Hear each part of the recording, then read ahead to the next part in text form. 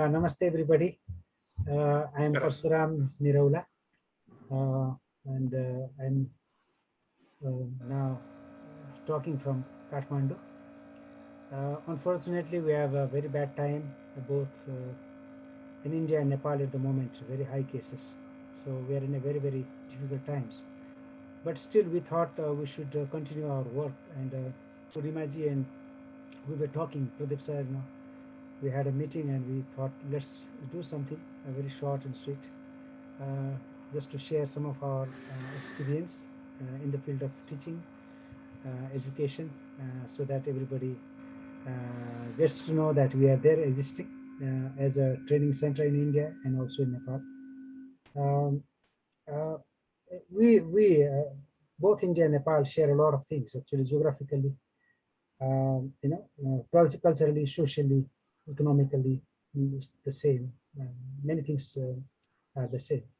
And not only that, even the education system is the same, because we normally follow conventional type of education, because I got educated in India, so I know uh, the system, and most of my teachers were from South India, so very good teachers. But still, now the things have changed, and we feel that we should change ourselves. A lot of things are changing, so we have to change with the changing time all around. So we thought we will share some of our thoughts, and also extract and share a lot of ideas from the participants as well. So this is the first time we are doing it together for the participants from Nepal and from India. So I hope we will all enjoy learning from each other. We are not experts here. We will try to interact as much as possible, and we'll keep up to 1.5 hour every day, today, tomorrow, and after tomorrow. So with this, I once again welcome all of you. Thank you, Purnimaji, for providing this wonderful platform, and Pradeep sir also for sharing your thoughts. And even I can see a very a mature, learned person here when I can see the photos here, the video. So I hope we can share a lot of things and know from each other. So with this, once again, welcome all. Thank you. Thank you, sir. So, welcome all of you. And the plan for the next 3 days, what we have planned is like today we will be talking about the neuroscience basis for education. When we say we learn, it means our brain is learning. So, how can we apply the knowledge that we have gained about learning and memory in our pedagogical practices? Tomorrow, Parshuram sir will be talking about education in sustainable development, which is the very important component that has to be included in every walk of our life. And educating children from now itself towards sustainable education is of utmost importance. And he has been actively working towards teacher training and uh, in creating awareness about sustainable development. And day after tomorrow, Pradeep sir will be talking about experiential learning. Under these pandemic conditions, we are all shifted teaching from classroom to online. And the last academic year has been like full of confusions because we had to adapt to everyday things were changing and we had to adapt accordingly. This year also, it unfortunately looks like we will have to continue in a similar way. So, how can we keep all the components of pedagogy and teaching methodology effective, and see to that learning is not affected even during online classes is what we are all working towards. All of us, I think, every one of us here has been trying their best to make their classrooms the best learning places. So, uh, I welcome all of you to share your thoughts. Like we will be sharing our experiences and what our thoughts are, and we hope the interactions to be the session to be more interactive. So with that, I would like to start my presentation today.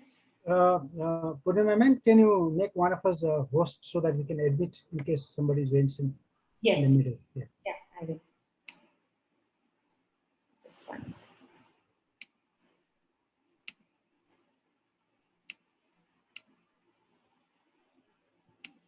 Let me start.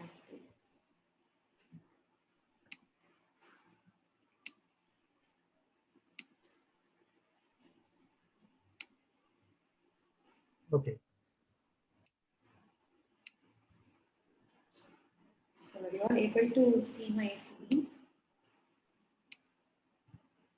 Yes, ma'am.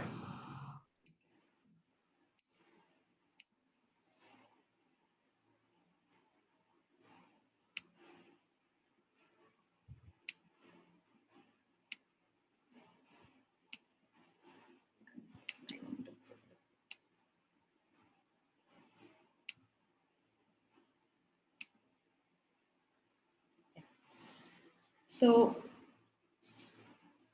when we say learning, what exactly is happening at the physiological level is what we are going to learn now during this session. So it's about how we learn, and I think by the end of another 1.5 hours, we would have done a lot of changes in our brain because we are interacting and we are talking about things, exchanging information. So what exactly is happening inside our brain is what it is all about. So when we say learn how to learn, we have to be, there are a lot of methods, like traditionally there are so many methods that people followed, and there is a lot of changes that are happening. There was a time when people thought that as a child, when we are born, the brain is like an empty slate. That is the common notion that people had, that it is an empty slate, and whatever you write on it, that gets into the child. So but that is, with the advance in research and learning and memory, people have seen that it is no more true. It's not that we come with an empty slate. We have certain intuitive powers that are already there in the child, though the development and the genetics, the DNA gives the framework for the brain and provides all the necessary regions of the brain and builds the structure. There is also an intuitive learning which is already there in the brain. That is why there are certain things even a 1 month old baby can understand, and that is the physical laws. Though they do not know it is Newton's law or whatever law it is, the babies can intuitively make out whether a particular event is physically possible or not. So if you show them any magic, there is a item that is there on the table and suddenly it disappears, it actually is surprised. Only if you remove that item in your hand and take it out, the baby will be fine. The baby understands, okay, someone has moved that object. But if you just make it vanish with a magic trick, the baby, a 2 month old baby, actually responds with surprise to that event. So there are a lot of such interesting studies that have shown that there is a lot of neuronal activity. When I say neuron means the cells that are present in the brain. So they are specialized to function in connecting the different parts of the body to the brain so that we respond to our environment, we talk, we breathe, we eat. So all these functions, the message passes from the different parts of the body to the brain and back to the different parts of the body to respond to a particular stimulus through these specialized cells called neurons. So these neurons are like electrical wires in our body. They actually basically work like electrical wires. There is electricity that activates these neurons, and it, say if I touch something that is sharp, then that wiring from my finger to the brain gets activated because of an electrical impulse, and that the brain realizes that there is something that is causing pain, and we have to lift our hand. So within fraction of a second we respond to that. So there are different mechanisms in which these responses happen. So neurons are not only linking all these activities and coordinating them, they are also the main uh, components for learning. So what are we going to focus on is how the brain is physically changed when we learn. It is not only something that our mind reads or something the mind holds, but in the physical structure of the brain, changes happen whenever we learn. So we will be actually looking into what happens in the brain when we learn. Then there is a concept called plasticity, which makes us realize that we are lifelong learners. There is no limit to the age or to any. There is no limit for the brain to learn. Everyone's brain has the capacity to learn. So we will be discussing on that, and based on the knowledge that we have gained through neuroscience in the last couple of decades, people have come up with a universal design for learning. So how can we use the knowledge that we have about how brain learns, how can we use that to make learning effective in our classrooms? And not only in physical classrooms, but universal design of learning has been designed for digital education. So, in the present context, this matters a lot because I will be sharing some links and thoughts about UDL. The time is very limited, so we can just throw highlights on what are there to know about. So, but to actually make digital learning more effective, universal design of learning is there is a lot of research also which has gone into it that will help you in making your digital classes more learning friendly, brain friendly. So, and some of the tips as a take home message on how we can apply it in the classroom. It's not that every aspect that we'll be talking about application is new. We are all doing it in different ways. We have heard about these are the best practices, these are not good practices. But today we are going to ponder on the neural basis for why something is good practice, something is bad practice. So before I start, there is one important thing I thought I will share it with you. It is about taking notes. As teachers, we always ask our students to take running notes and write down points while listening.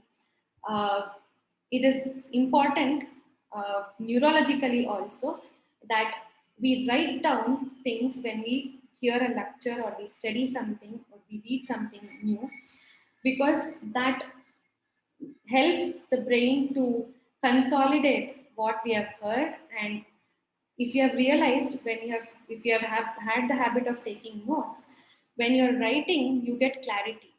Like you get a question in your mind, a doubt in your mind to ask the teacher only when you write down. Most of the times it is when we jot down, we get some clarity in the mind, some connection with whatever we know before and now.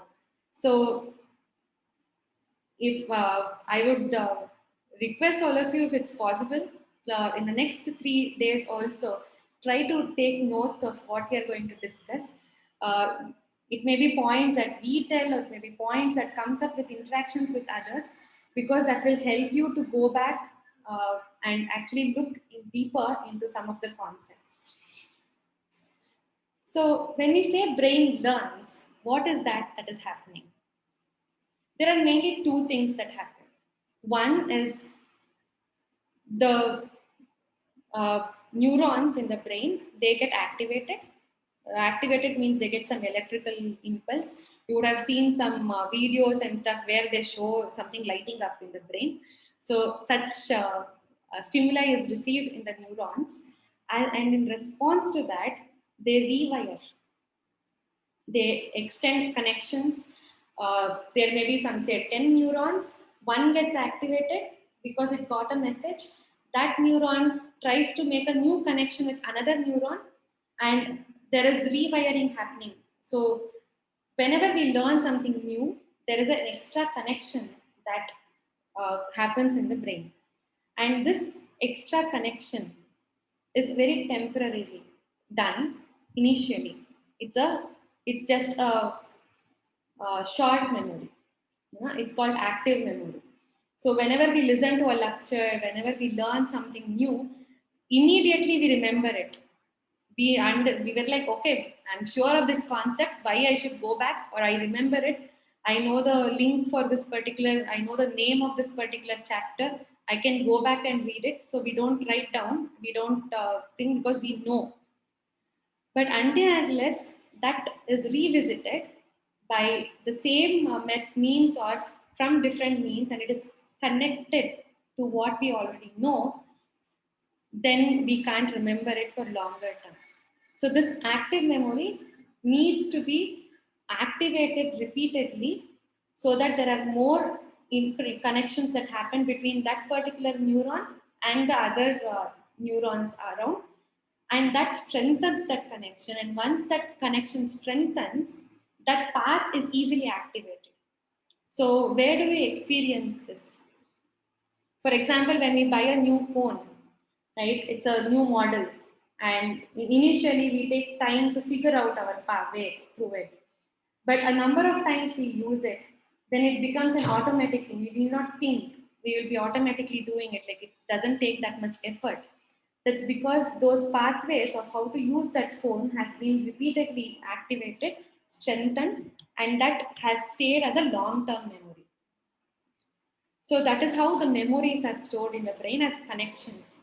So there are a lot of dynamic changes that happen in the structure of the neurons and the connections that are there in the brain.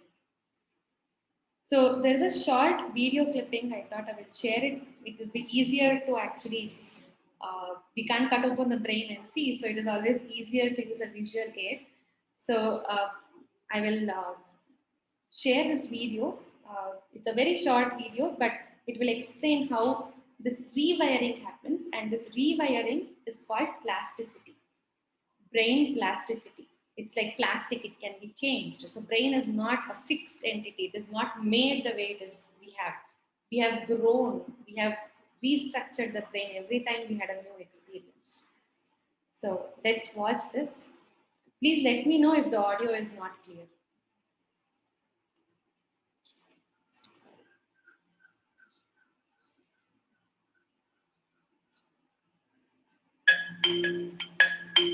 Not so long ago, many scientists believed that the Is the audio clear? brain did not change after Yes, childhood. yes. Yes, yes. It was hardwired and fixed by the time we became adults. But recent advances in only the last decade now tell us that this is simply not true. The brain can and does change throughout our lives. It is adaptable, like plastic. Hence, neuroscientists call this neuroplasticity. How does neuroplasticity work? If you think of your brain as a dynamic, connected power grid, there are billions of pathways or roads lighting up every time you think, feel, or do something. Some of these roads are well travelled. These are our habits, our established ways of thinking, feeling, and doing. Every time we think in a certain way, practice a particular task, or feel a specific emotion, we strengthen this road. It becomes easier for our brains to travel this pathway. Say we think about something differently, learn a new task, or choose a different emotion. We start carving out a new road. If we keep travelling that road, our brains begin to use this pathway more, and this new way of thinking, feeling, or doing becomes second nature. The old pathway gets used less and weakens. This process of rewiring your brain by forming new connections and weakening old ones is neuroplasticity in action.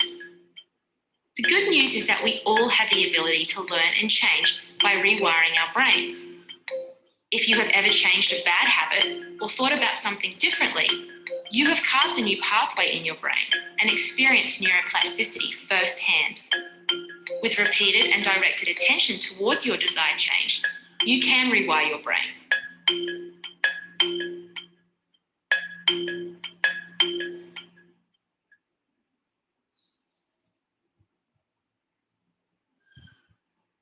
So every time we experience something, it's not only one particular neuron, but there are multiple experiences. Like when I'm talking here, I'm looking at the screen, I have a light, I have fan, I'm feeling the fan.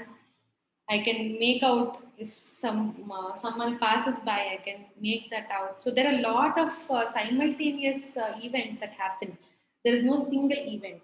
So all these regions get activated, and many a times we associate whatever we are doing with another event that happened, and we remember it well. So we may remember the teacher talking about something and our friend laughing at something at the same time. So we remember what the teacher told because my friend laughed at that time.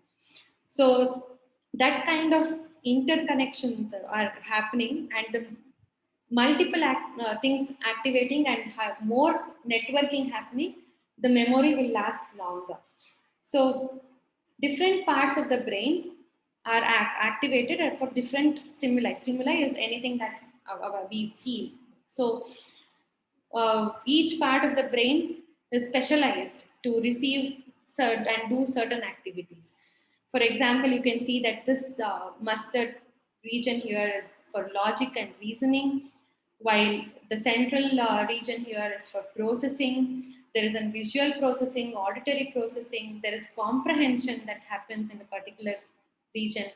Long term memory is stored in cortical region of the brain.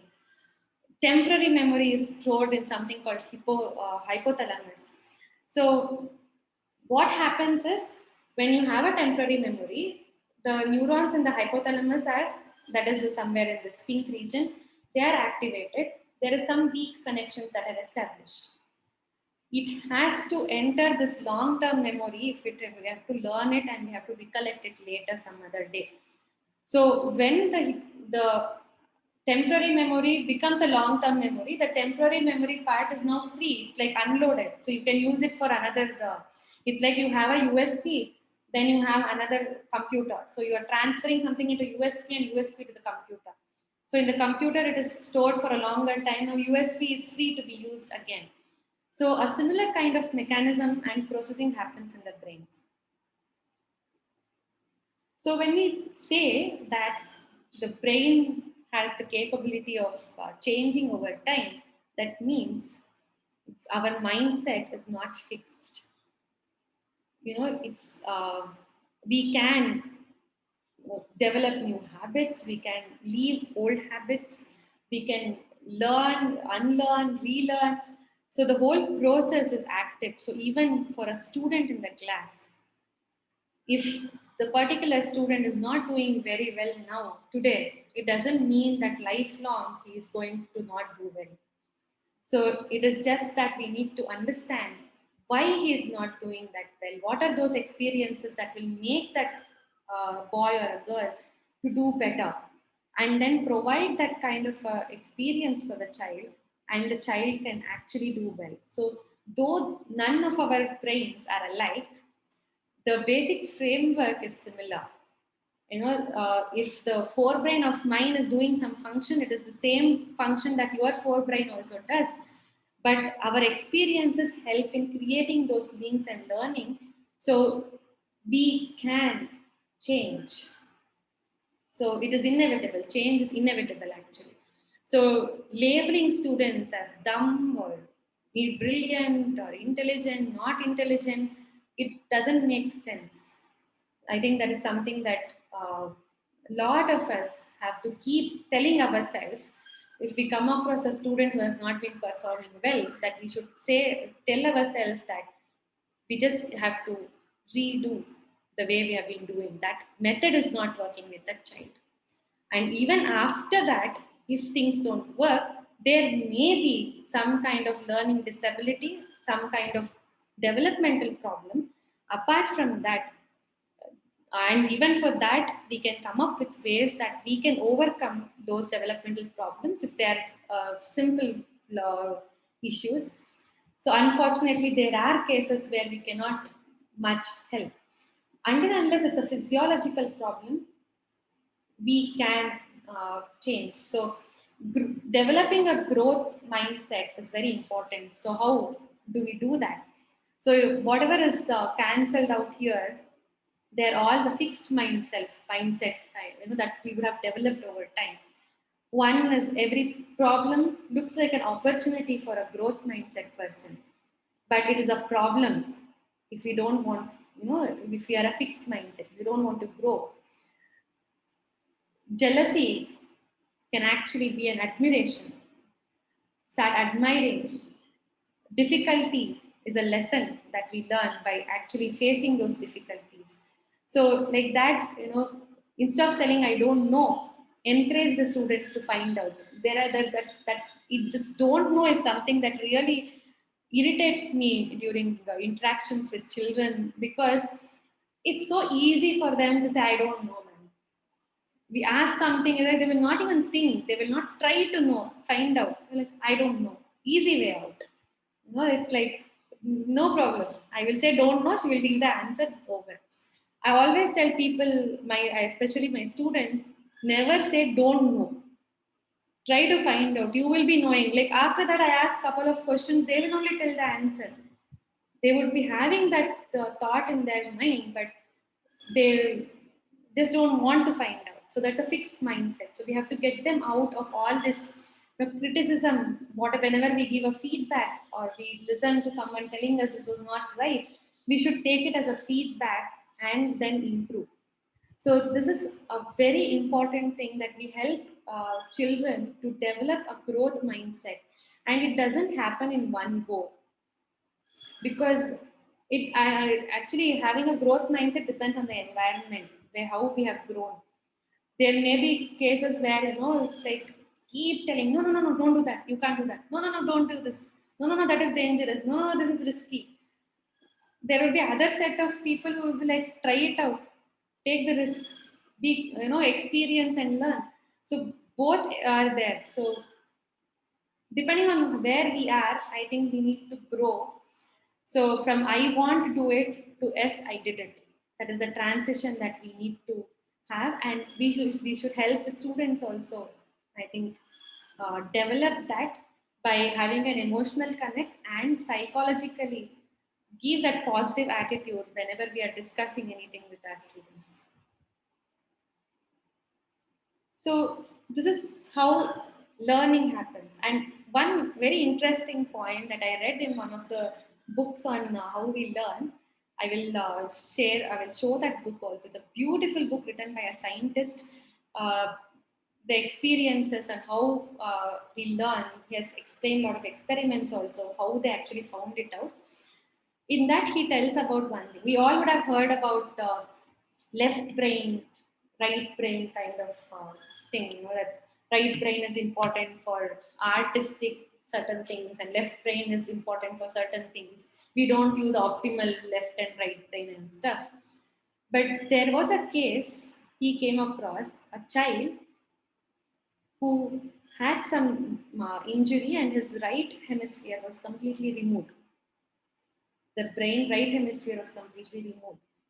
I would want to ask you people, what would be, what do you think that the child would have lost? Like how the child would be when he doesn't have a right hemisphere? Ma'am said it was physically removed? It was physically, surgically. Surgically? Oh. So what do you expect? Say you were going to meet a child and you know that this has happened to that child and he has been living like that. What kind of you know what would be your thought process? Do you think the child would be normal or not?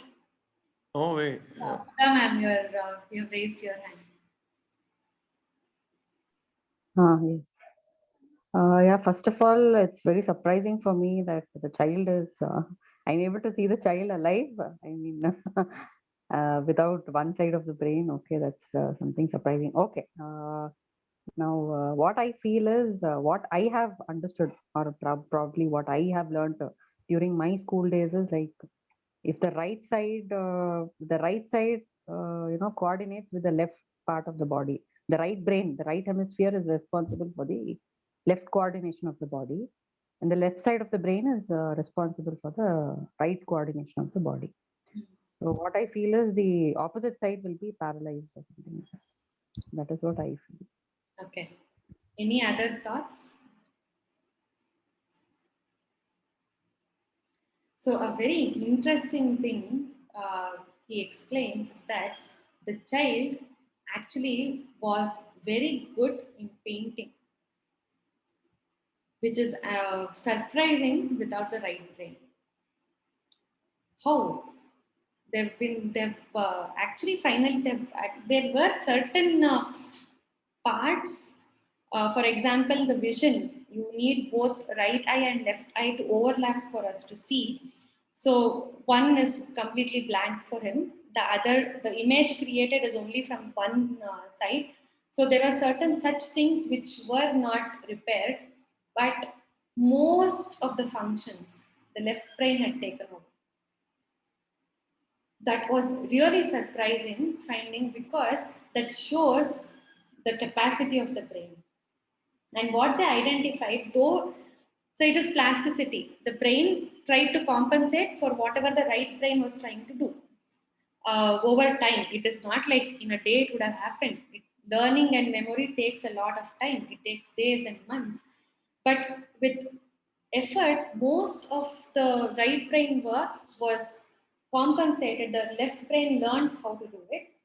The only thing, and the thing is like, if that is so plastic, then we will feel like we can do anything. We can erase, we can redo, with the brain. But there is a limit to that plasticity. That is what I wanted to highlight.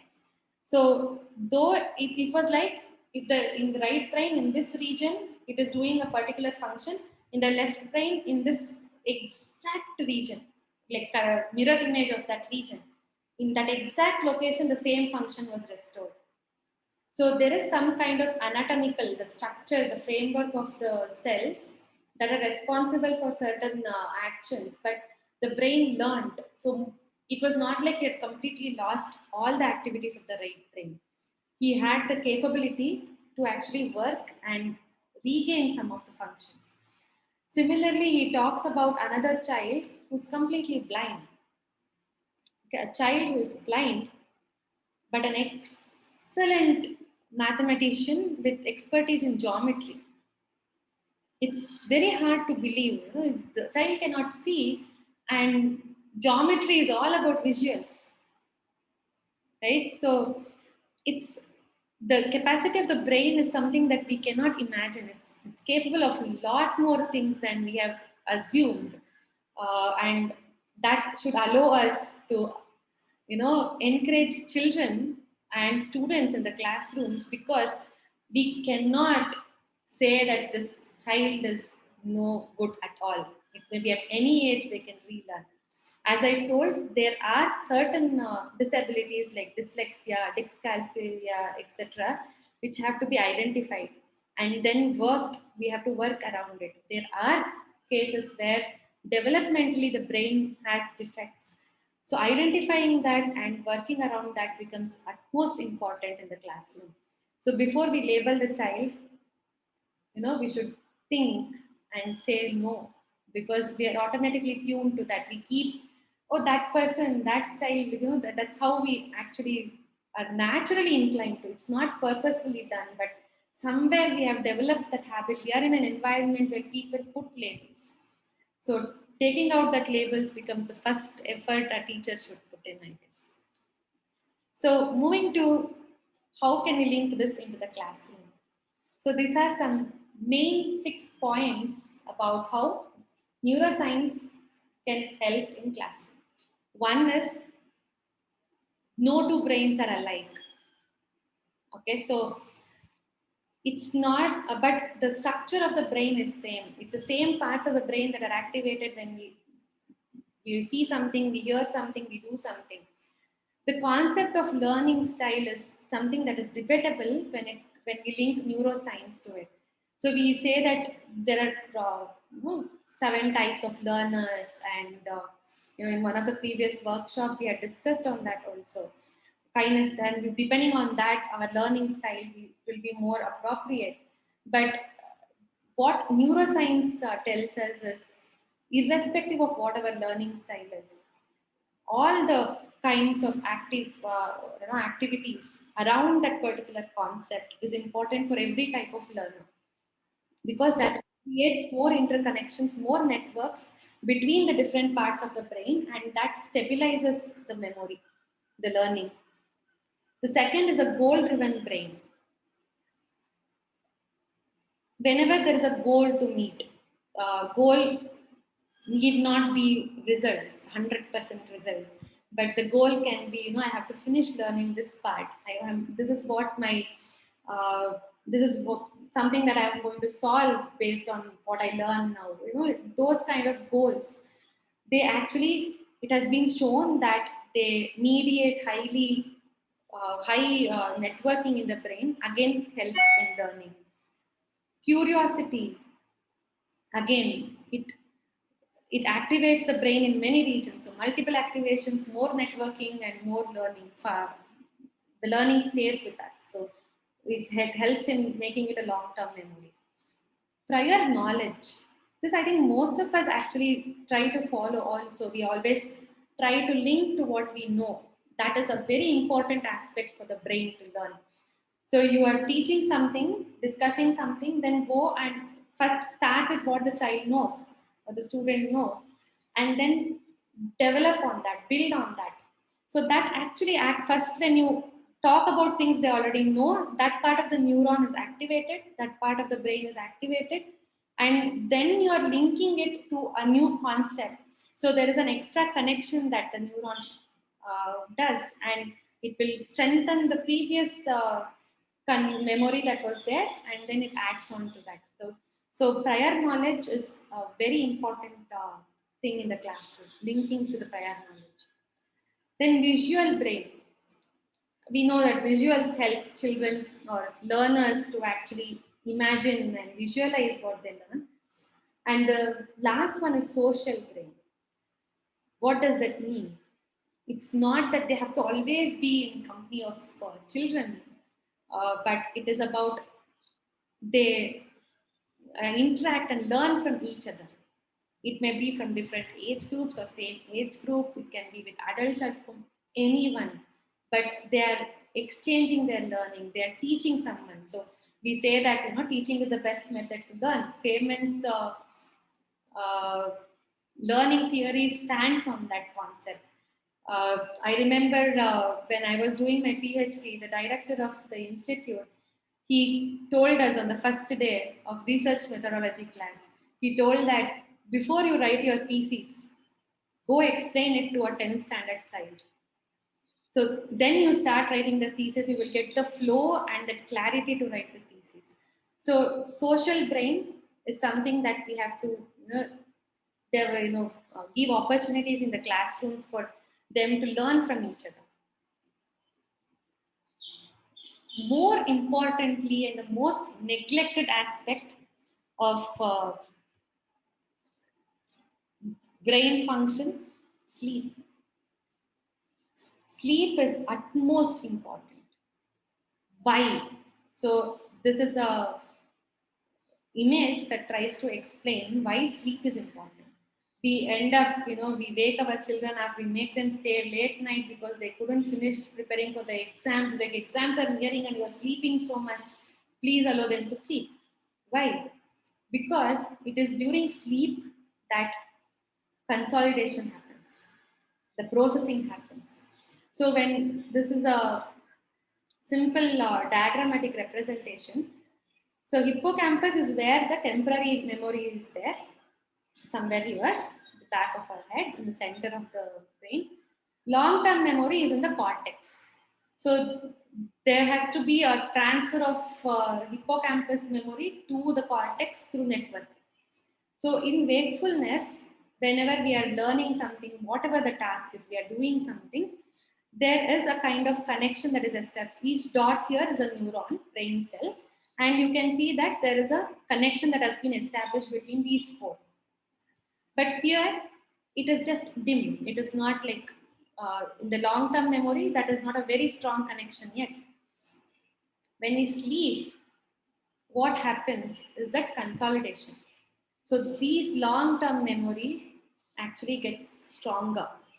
And apart from that, there is a kind of, it's like you disturb the water and leave it. It has to get back to that stillness. It's like that. The brain will create more interconnections and stuff, and the memory is like properly, it's not only stored, analysis happens. That's why you would have heard of a lot of scientists, dreaming about something, and then benzene structure. I'm a chemist. Kekule is the one who found out the structure of benzene, and he dreamt about it. So in the sleep, he got the structure. So it is not that he actually, the God gave him a dream and he found out. It's because it's not only storage of memory, there is consolidation and processing that happens. That is why we always say sleep over it. When we are taking a major decision, it's a common practice to say sleep over it.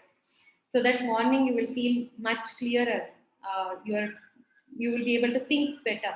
It's not that rest. So sleep is not rest. There is a lot of things. It's only physical rest for the body, but there are a lot of things happening at the brain. So sleep with dream is very well connected to learning and memory.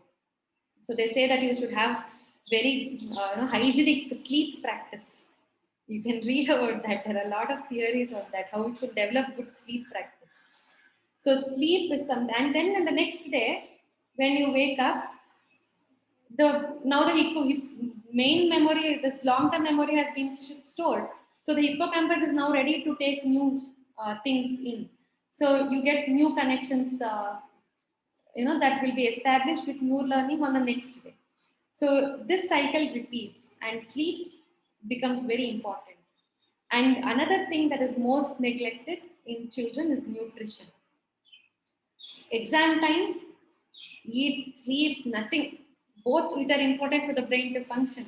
Why? Because so many neurons, especially children, the neurons are developing, they're learning so much, so many things, they're exposed to so many new things that there is dynamic changes happening. Esther, you raised your hand. Yeah, madam, I had a small question. I mean, yeah, you would want them in the end, the QA, or like we can ask them now only? You can ask, no problem. Okay. So can we say that, like, I mean, let's say we don't sleep well. So whatever I had learned and which is stored in the temporary memory, next morning when I wake up, if it had got processed and pushed into the long-term memory correctly as part of consolidation, now my short-term memory is again fresh and available to get the new things. Let's say that has not happened for whatever reason. Either I have not slept or I have not done the work required to push it into.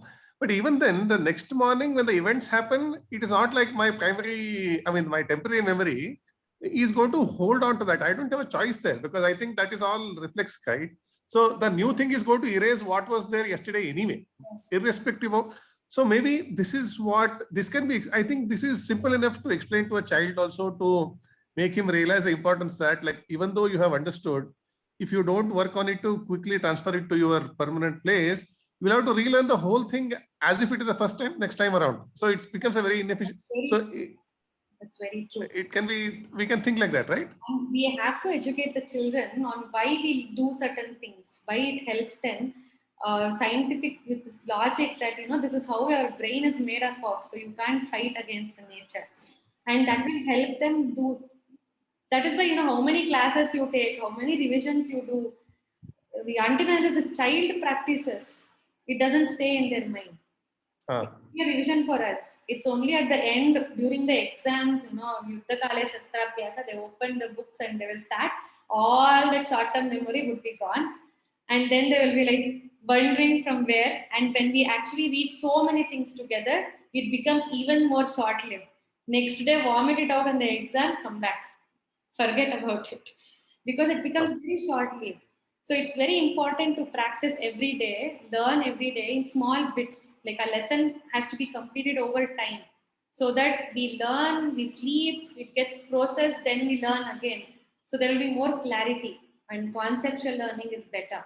So sitting together in one day, I read everything, and the next 3 days I don't read anything is also not a good practice, because it is not a good hygienic practice for the brain.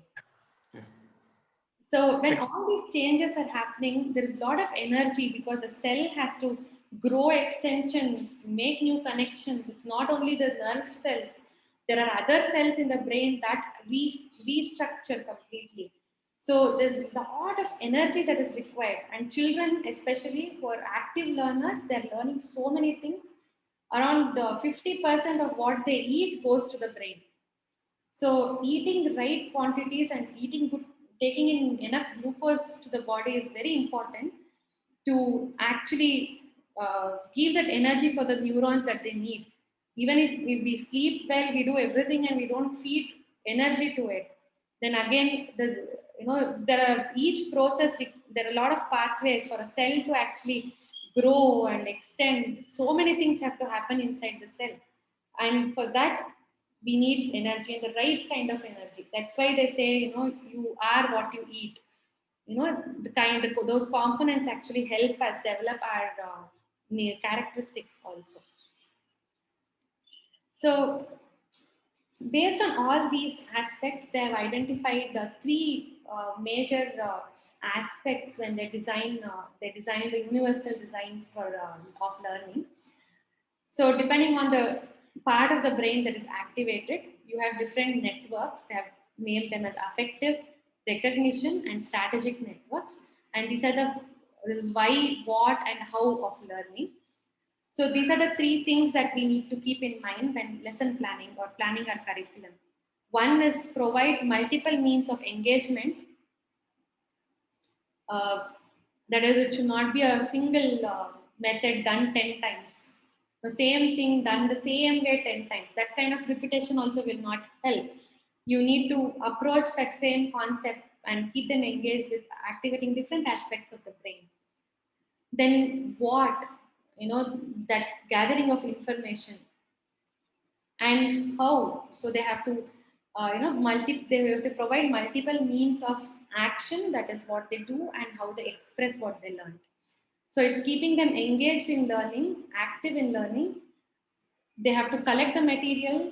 They should know how to analyze it, and then they have to be able to express it. So these are most of the lesson plans and learning and activity-based experiential methods. They follow these aspects. But while designing the digital versions of our classrooms, also we can actually implement all these. We can have a classroom atmosphere where in the digital one, in the way the website or the tool or whatever our screen is used, we can create a comfortable environment even digitally, and provide them with enough means of engagement and representation even through digital tools, and then extend it to the offline learning. So how this can be taken into experiential learning is what Pradeep sir will actually be helping us with, sharing his experiences in lesson planning based on experiential methods, and how we can still use activity-based learning even in the pandemic situation. So, but universal design of learning gives the overview of these aspects. So we have been talking a lot and sharing so many things in the last uh, some time. So I have a small activity for all of you to do. So I will be sharing a link of a slide in the chat, and I want you to open it, and I will open breakout rooms with three of you in a group. So I wanted to discuss and fill those columns based on what you think are, it's based on universal design of learning, the same kind of three columns, but in your classroom, when you are teaching, whether digitally or in physically, what are those things that you think are primarily important, and what are the different ways it can be done? So you can brainstorm, exchange, know your team, and fill the Google form. One of you can fill the Google form and then share it from the team. So when you open the Google form, the slide, it will ask you to make a copy. So press on make a copy, then whatever you change in your slide will not be changed in the master slide. So other groups can also use it. So once you click on this link that I will share, it will ask you to make a copy. Click on that and you will have your slide ready. So I'm just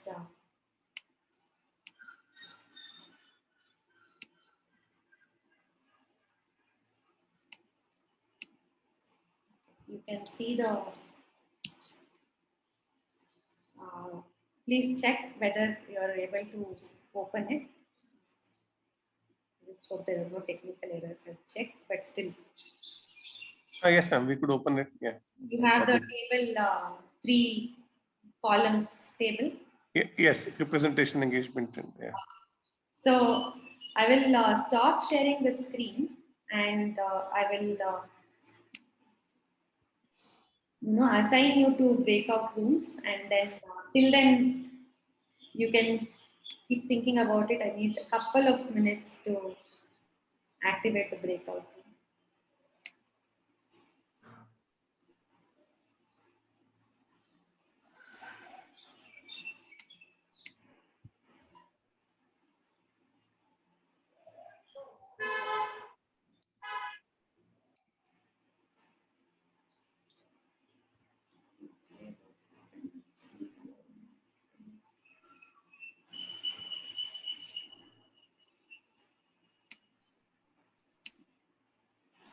Okay.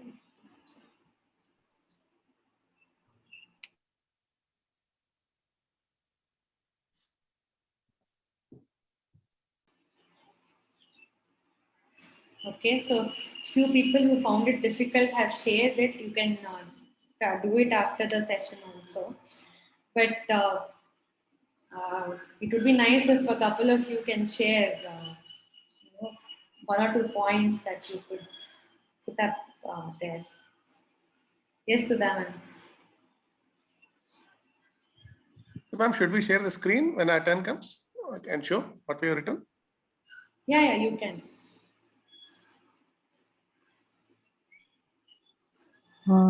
Actually, I have not written it on the screen. I have made a note of it in my notebook. So probably I just try to explain. Yeah, sure. Okay, now what I have, now I have taken an example, for visualizing the whatever representation, engagement, and expression that has been given. Okay. So I have taken the example, and based on that, I'll be explaining. Okay. And the example is building a Lego toy robot. Mm. Okay. So I have taken that as an example. Now the representation. Now the child will be given the kit, the robot kit. Okay. Now the child has to build the robot. So that is the idea. Now what I will be doing is either I'll give a visual presentation. If it's an online, like I'll be showing it. So this is how the final robot will look. And otherwise I can give some stepwise instructions as well, like saying that it has so many parts, and then it has different colors, so which step has to be done. So the instructions will be given to the child. So that will be the representation part. And coming to the engagement, now the child will be encouraged to follow the instruction given. So either it will read or recognize the part. So if the child is good in reading, so it will read the stepwise instruction or the visual representation. Like the step 1 also will be shown diagrammatically. So how it has to be connected and all that. So the child will, it depends on the child. If the child can read, it can understand through reading, it will read the steps, or else it will see the, see the diagram and start building. And coming to the expression, the child will be encouraged to explain. So the facilitator or the instructor will be asking, okay, now what is your plan? Now, which is the first step? I mean, what is that you're going to do? I mean, maybe the child might not follow the first step. So it might feel that, okay, no, I'll start with the leg or the hand. First, I'll, fix the hand. I'll fix the different parts of the body. Then I join. So I might have shown the hand first, but the child might be interested in joining the leg. So I'll be asking, okay, why did you do this first? Because the instruction says, okay, do the hand part first. So, such type of questions. And why did you plan like this? So how are you going to plan? So what is your next step? So such type of questions will be asked. So this is what I thought Okay. fits into the. Okay, thank you. Anyone wants to share your response to it or discuss on what Sudha has discussed? Any point that you want to share? Add on.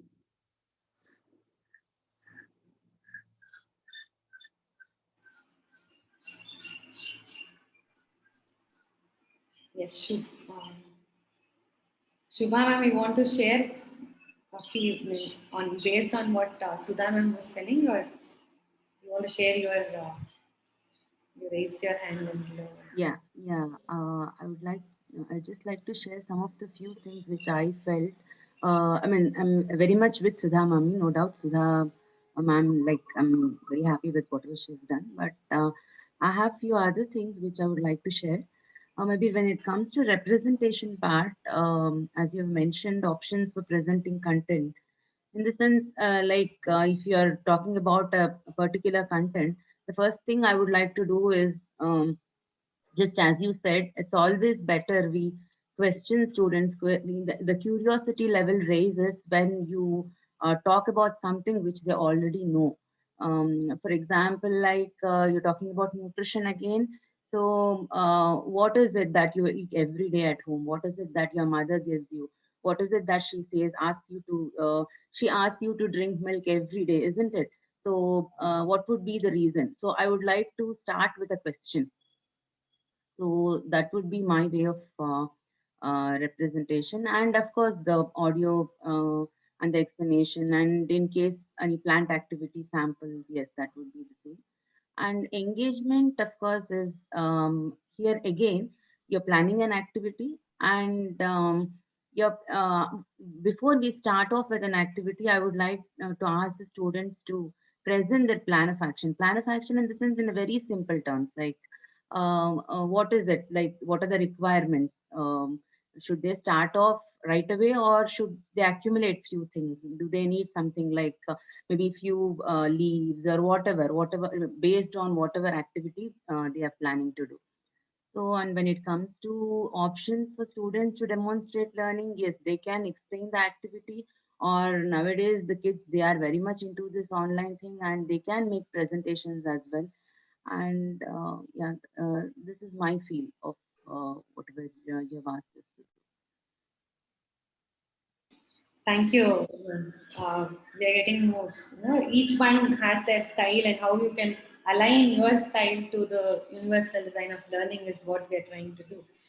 Yes, sir. Vijay sir was wanted to share. Yeah, ma'am. I'll share my screen. I mean, I am not really a practicing teacher, but I mean, whatever are my views on, I mean, and I didn't take it like an experimental class. Like in general, if I go to a class and if I have to teach something, like how I would go about it. Yeah, let me share my screen here. It's visible, no? Yes. Yeah, yeah. So, I mean, Really fast. yeah, I do. Yeah. So yeah, because like, I mean, recently, I mean, currently, like, I mean, I have been doing these things with my son and a friend of his. So, and I've done such things like whenever I start something, I mean, first to build the context of what we are doing. I mean, assuming that it's a digital class and I'm going to use a set of slides, right? I mean, as I write later in point 3, if it was a physical class on a blackboard, this task 1 and 2 become even more easier. Okay, let's assume that it's a digital class and I'm supposed to make an online presentation. So initially, I mean, the content has to be brought very gradually. In a sense, if a slide is going to introduce a point that has 4 aspects to it, I rather make my first slide will have only the first 10 minutes, right? And then end each one with a question as to first build the background interactively by involving them in preparing that. Then once when we go to anything new, one step at a time, and each one I try to end with a question as to what do you think should happen next? Right, and then so that I mean all kinds of answers can come, and this has a potential to create a lot of digressions also, but I think it's worth it, right? And then eliminate those distractions, I mean, in a logical way, to say that I can probably, with this being our objective of learning here, this looks like a more logical path to take. So get there by, I mean, reach that decision in a collective way, right? And then because if it is offline, as I say, like, I mean, I can write things in a very orderly way. I mean, so Blackboard makes this job very easy. And using the short videos as you did in the beginning, because like, I mean, at least I am personally not very good at drawing. So even though I may have an idea, I have a difficulty expressing it either on the Blackboard or this thing. So I find these quick short videos very, very useful. Right. And then again, and when I show a 2-minute video, usually like when what I've experimented with Guru Sir's videos, like I pause and again ask them as to what do you think should happen here, what is going to happen before showing them that. And then when you actually show it, either it will agree with what they have been expecting, or it will be something totally different. Either way, it will be a learning, right? Either it reinforces what we have correctly guessed, or it would point us to something that has gone a little off track, which made us guess the wrong thing. So this is how I would present. And in engaging them, one is problems, obviously solve problems. Secondly, introduce dimensions that they are really not familiar with, which we have not talked about. The aim being, can they identify that, okay, this is something that we have not yet learned. What this problem doesn't seem to fit into what concepts we have learned. I mean, can they see that there is something unfamiliar here, right? They may not know how to solve it, but they should be able to at least recognize that this is. And then, I mean, if it is a social science kind of a subject, history, for example, ask them to share their views. Okay, this happened. This event happened. Do you think it is reasonable? Do you think this should have happened? Or can you, I mean, what does it make you feel? Do you feel upset at this event? Do you feel angry? What could have been the context there that really made this happen? I mean, all them. I mean, again, it will be more of a, what you call, shared opinion sharing only, right? And then again, constantly keep on, and then ask them like, what could have been the possibilities if the contexts were different? I mean, fine, Britishers came here. I mean, if India was not in the state that it was when they came, could the history have been different? Right? And it might go in pretty interesting directions is what I feel. And then when it comes to allowing them to express what they have learned, right? One is problems. I mean, when in science and mathematics, we use these problems as a means of expressing their analytical skills quite a bit, but somehow I feel writing descriptive things, it is not getting the attention that it deserves in the recent times, right? But I personally feel it is very important that they can articulate what they have learned in descriptive essays kind of a things, even if it is a scientific concept, not just for language and social sciences, even for scientific concepts. I mean, they should be able to express what they've done very well. Like that essay writing is a very important component of expressing is what I feel. And then can they relate to what they have learned to what they see around them? For example, science, can they explain what happened yesterday? Why, I mean, when it rained, why it was different from on a lightning day versus a afternoon shower? What might have happened? Like, I mean, can they relate what they learned in geography to and what they learned in physics to explain why it rained at 4 o'clock today? Or if it is history, whatever is we read in the newspaper, okay, Israel is bombing Gaza, why that is happening? I mean, if they're 9th and 10th students, I would have taught the history in a way so that they should be able to tell what is happening, is it right or not? Whether it is we agree or not is a different issue.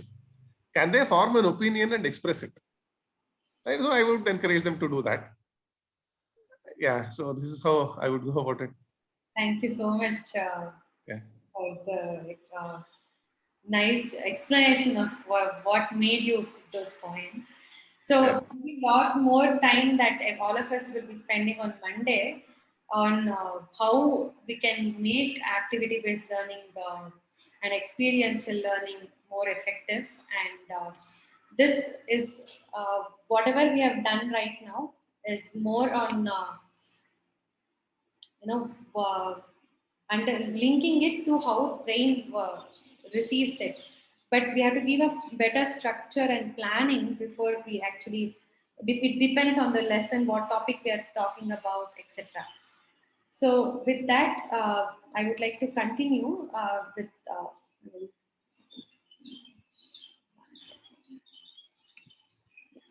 So I'll share my screen again. Okay, so.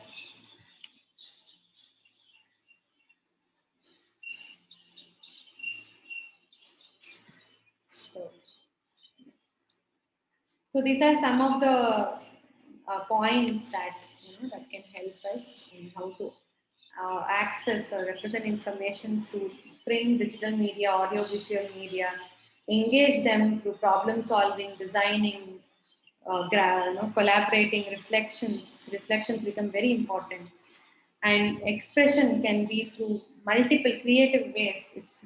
So when we talk about the tests and exams and stuff, but how there is a point, that it's like everything is result oriented. People teach for grades, but they don't learn anything. They don't give importance to learning and stuff. These are the common complaints that we hear. uh, how does brain respond to it? What is the answer from the neuroscience to it? Testing is very important, but not for the sake of grades, not to judge how much the student has learned, how much he has forgotten. But testing is important for us to reflect. So the one of a very good practice the students can develop is making, creating self tests, like flashcards with a question on one side and answer on the other side and stuff.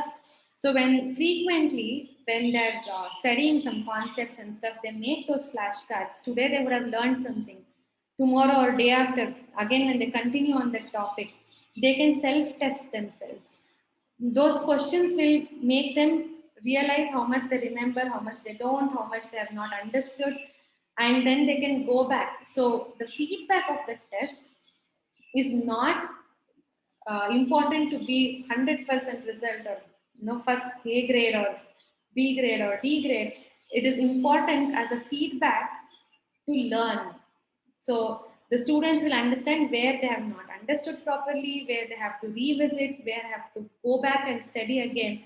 So that testing is important for those reflections. The feedback from the tests will help students go back and learn, and improve the networking in the brain related to that concept. So that is where tests become very important. But the what you call why we give tests, may the perspective is different. It's not to show I know everything, which is not possible, but actually they say learn by doing mistakes. So these feedbacks from the tests help them. So whether it is open, the best way is to give them open book tests and ask them questions that they don't find direct answers. So they have to go back, learn the concept and apply it. So that would be a very good practice for children to learn better. So this is one uh, quote that actually really like, that is, pedagogy is like medicine, an art, but one which is based or should be based on precise scientific knowledge. So we should know what is happening and how the pedagogy will help. So there are a lot of practices which have come from trial and error. Like, we understand human beings. Maybe we were not able to check what is happening to the neurons, but if you actually really sit and think, most of the things that we get to know from neuroscience has been the effective methods. The ones that are said good practices have a neurological basis for why they are good. So that helps us, but there may be certain things that uh, we may have not understood or appreciated enough, which we can now with the advance in research.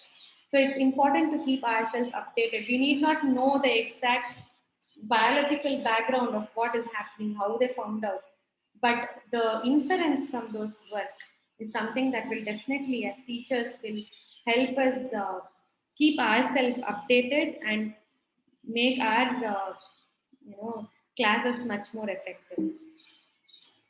So with this, I want to let you people ponder about certain thoughts, certain questions.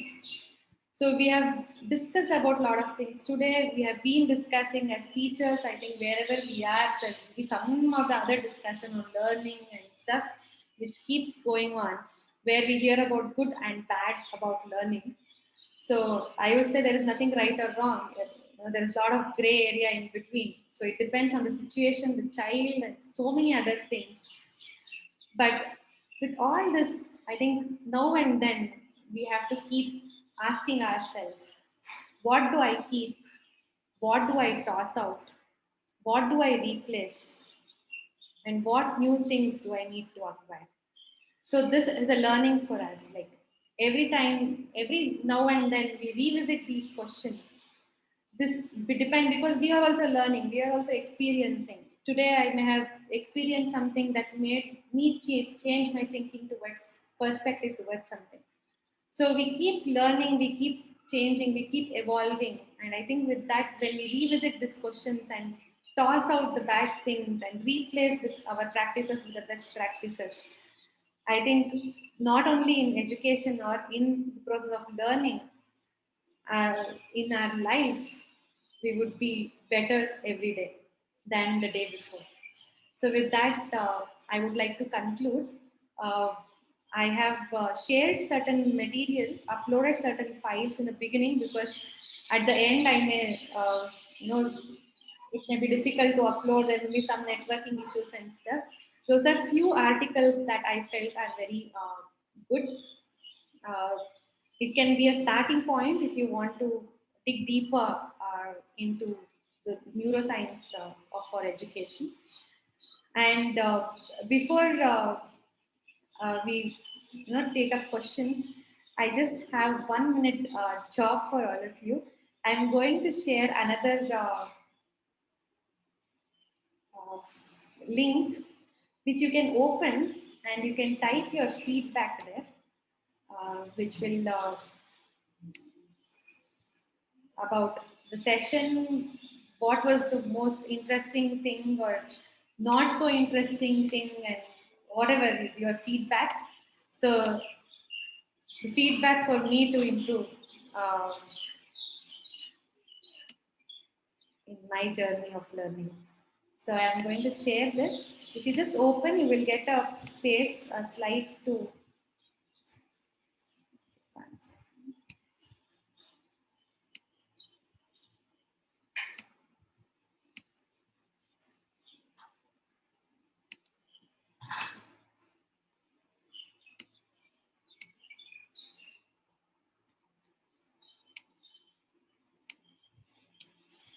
So please open that and give you 2 minutes to give your feedback.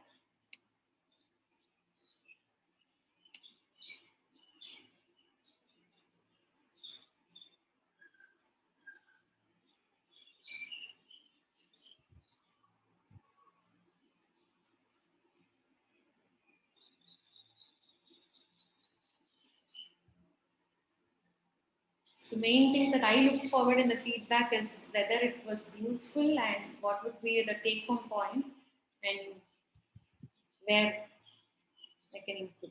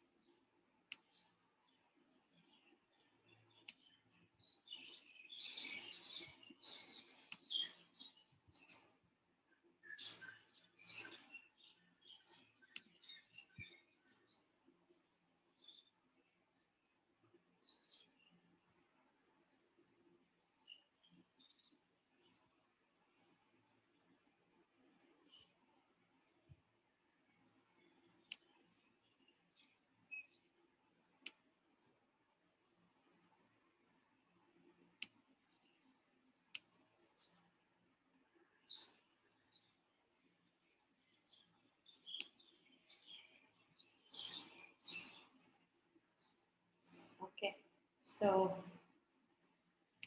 yeah, thank you for the feedback. And yeah, we're open for discussion. I think we're almost done with the time, but yeah, it would be good if you can spend some time and if you have anything that we can discuss or any questions, we can spend some time listening.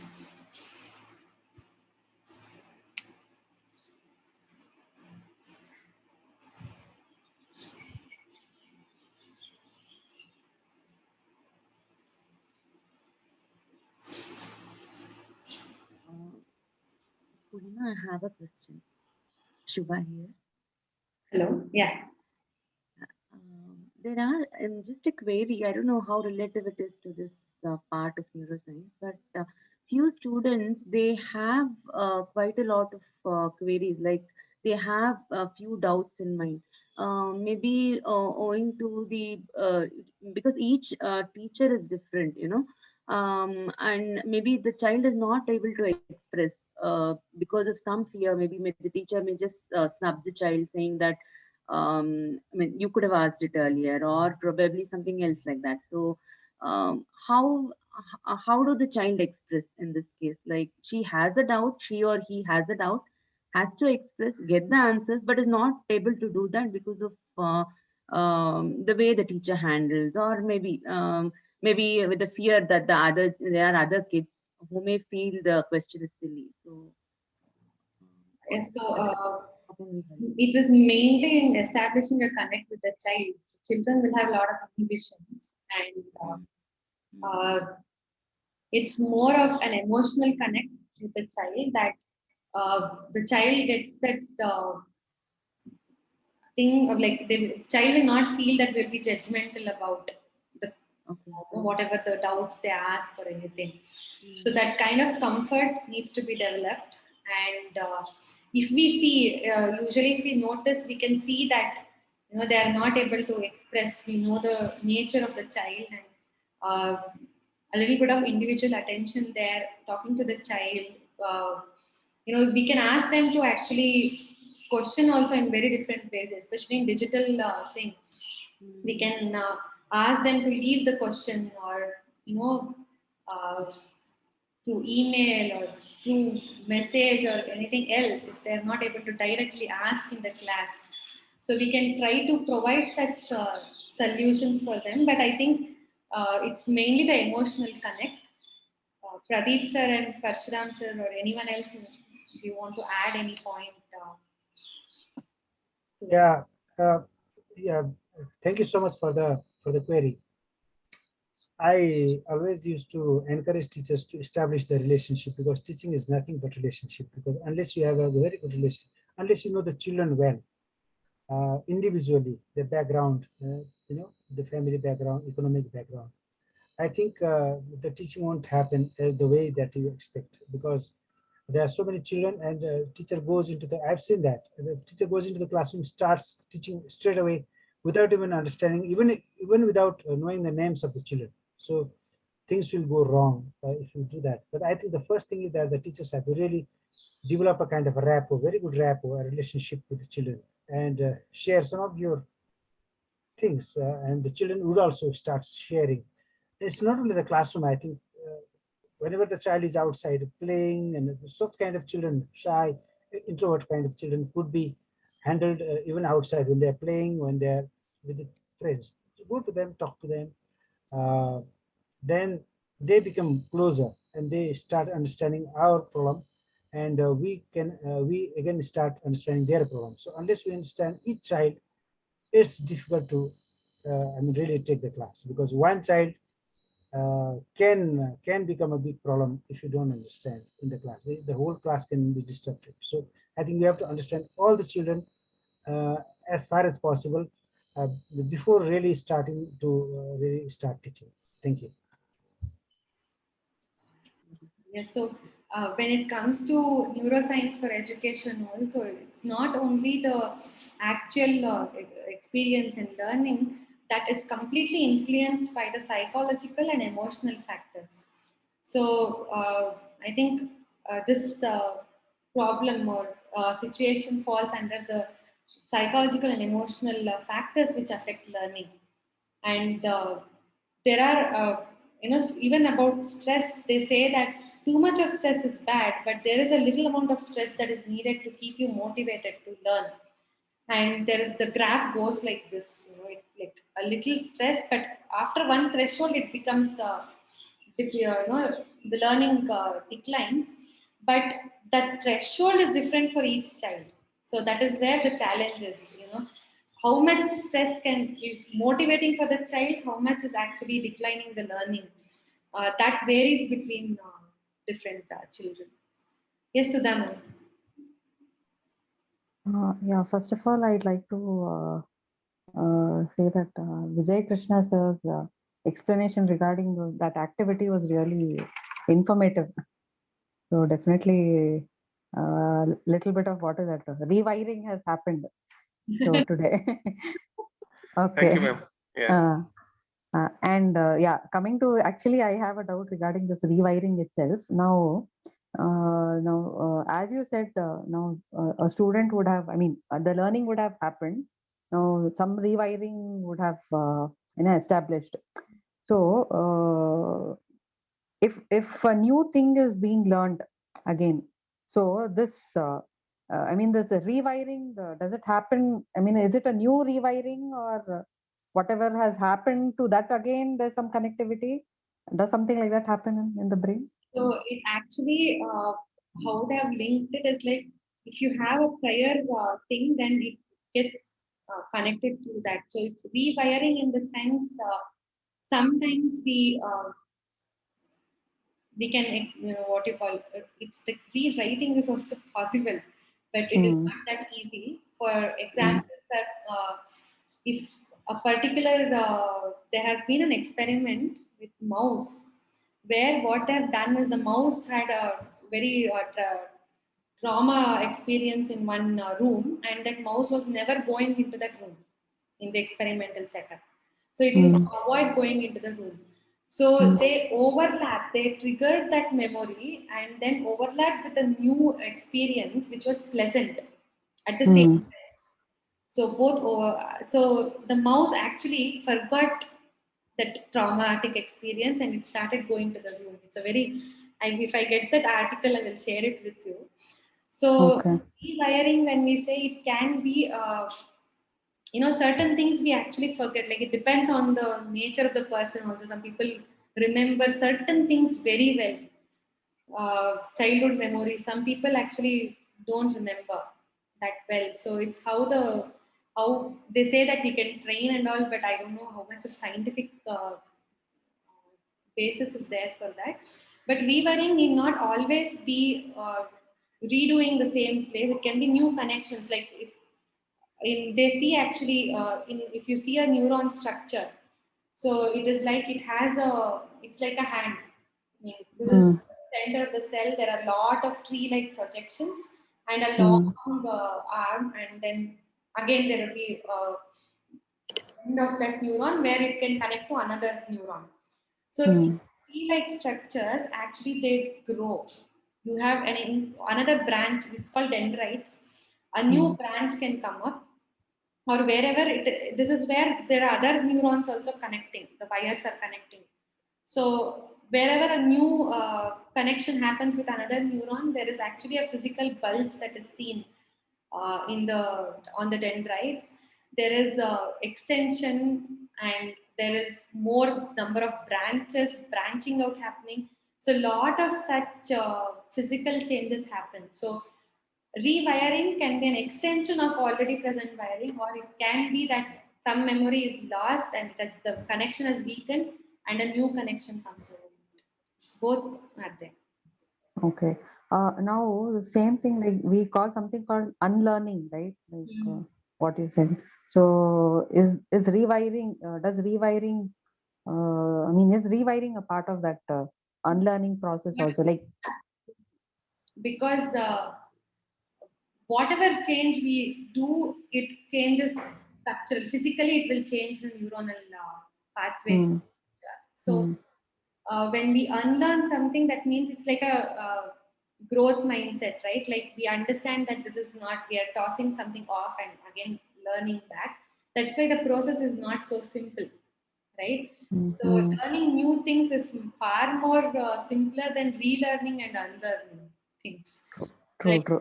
Learning it, whatever the process is, even the memory and storage and stuff, it takes days because it's something that the neurons have to grow another network. If the branch is growing, it is not something that happens in minutes. That complete structural changes take days to happen. So it's like very slow change that happens. In the younger age, it's much faster. That's why they call it a sensorial period. Like younger children are good in picking up languages compared to older kids and stuff. So the concept of sensorial period that is more discussed in Montessorian philosophy is somehow it can be mapped to this process of physical changes that happen. It happens rapidly in children compared to adults in the adult brain. But definitely unlearn. That's why it takes it's like you can't erase it today and tomorrow start a new way. It's a habit that has to develop slowly, whatever the habit is. Okay. So even during that process, the brain, there is some kind of changes in the brain. Okay. Everything that we are experiencing, it has an effect on the neurons. Okay. So there Okay. is Thank this you. BJ Fox theory on how to develop tiny habits. So that is actually, if you see with respect to how brain functions, he says when you have to develop a new habit, link it to a old habit that you have, so that you remember every time that you do the previous one, the new one you have to do following that. So you're actually doing, linking it to a previous activity. So that helps you Mm. develop this new habit. So, but it has to happen in tiny bits. New Year resolutions, that's why never become. Okay. It takes a year for whatever New Year resolution we make. True. Okay. Thank you so much. Yes, thank you will be extended by 10 minutes. I hope all of you had a uh, good experience and some activity in the brain, memorable activity in the brain. And we'll meet tomorrow at 5:30. The same link, same meeting link. Thank you all. Thank you, everybody. Thank you. So tomorrow Thank you so much. I'll have my